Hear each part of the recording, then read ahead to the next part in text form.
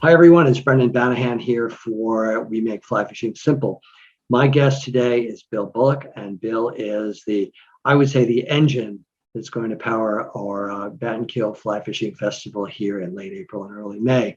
We think of our part of the world as the sort of cradle of fly fishing civilization. The Battenkill is a long history of being one of the greatest trout rivers in the country. And for those of us that have fished this river since, well, maybe since we were younger, feel very strongly about the return of the Battenkill now. It's a great conservation story. And the fact that Arlington as a town is so close to the Battenkill, seems only right that Arlington be part of the story of bringing the Battenkill back. I'm going to let Bill take it from here because he knows more about this entire subject than I do. He's got a great background. I'm going to encourage him to tell us a little bit more about it. Great. Well, thank you, Brendan. I'm really excited to be able to share our story here. Literally, the river runs through Arlington, and the Battenkill, as we all know, it's one of those rivers that if you haven't fished it, you're going to make sure you go there. And often it's one of the most humbling rivers. And Brendan, you know that, and I know it all too well. But we're really excited to kind of get the story out not only about the great community of Arlington, where I've lived for 26 years, and a nonprofit that's kind of the force behind this event, but we really want to celebrate a great conservation story, which is the Battenkill in 1996, when the brown trout population crashed significantly. The state really recognized the resource for a wild trout fishery and did a lot of study and exhaustive study, both from the state, but also from private organizations, found the root cause, which was lack of woody debris, and a great 20-year story of investment. Over $1 million has been put into the river, and the brown trout population and the brook trout, both wild. Obviously, the brook trout were the wild first fish here. Brown trout wild since '69. The river is back and fishing as well as I've ever fished it, and I think that's a great story. And it's also the history of the river because if they exist in the literary world of fly fishing, they've spent time on the river. The Lee Wolf, Jack Atherton, to name a few, Tom Rosenbauer, in the modern era, but everybody who's fished this river, and we're proud of it. One of the things I think is interesting, if you haven't fished this river before, is to know a little bit about sort of what is the Battenkill. It's a freestone, it's a limestone stream with features that you don't really find in some places because our water comes down from the mountains. It's clean. It has features, not as rocky as some streams. It has some great pools, some great tailwater. Tell us more about it. Yeah, and I wish I was a fisheries biologist, but I think there is that kind of perfect mix that happens. On the west, the Taconic Range is limestone, so we have this incredibly basic water coming down, and it produces, or mixing with Green Mountain National Forest, more pine and tannins, just a really productive and for trout, and most importantly, productive for insects. A perfect river, a perfect chemistry. And the fish have, over the years, have done really, really well there, and they continue to do so. One of the things that we talk about when we talk about our river today is how do we make fly fishing accessible to more people? I mean, there are some never-evers and some newbies out there that we welcome with open arms. And there are some of us that are experienced fly fishers. There's something for everyone here. But tell us a little bit about how you see the initiative coming together connected to the festival. Oh, it's a really good point. First up, I think for accessibility, the Battenkill has a ton of public access water. River Road in the lower section, 313, crossing into New York State. There's all sorts of access points. So there's a lot of water to fish. And if you see somebody in your pool in the section you want to fish, you can find another place to go. So that's important because some rivers don't have that. When it comes to accessibility on a different scale, one of the things that we're really excited about this fly fishing festival is we are, as an organization, we want to make this an annual event for the river and for the town of Arlington and for the economic vitality of our area. But we're working with an organization called Brown Folks Fishing, where we're really excited to take their angling pledge.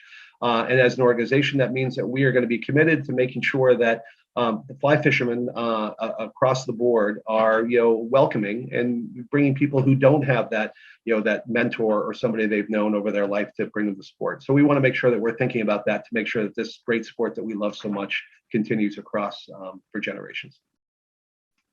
It sounds like the festival is going to be fun because we're going to have a film festival. that is, I think there are 4 films in it. Is that right? I think there's 8. Actually. 8? Oh, yeah, 8. yeah, Wow, the yeah. number's growing every day. Yeah.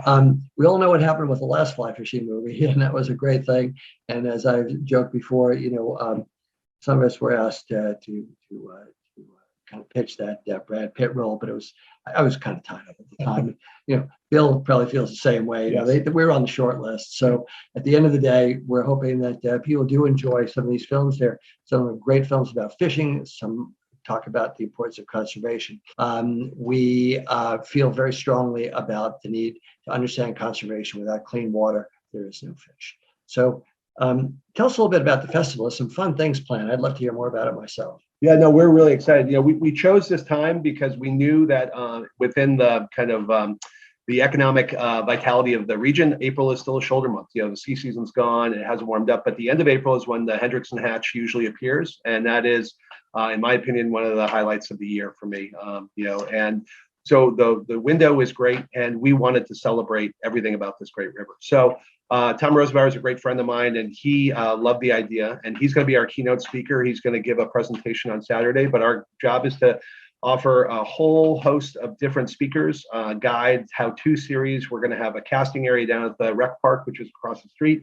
There's a casting pond down there, so if you want to try the latest rods, Orvis, obviously in our backyard here, is going to be a great aid and sponsor of this event in terms of they're going to offer rods where people can go cast them. The guides, local guides are out here going to give seminars. We've got somebody going to give a talk on carp fishing. When the weather turns warm, what do you do? Well, chasing carp on the lower river sounds kind of fun.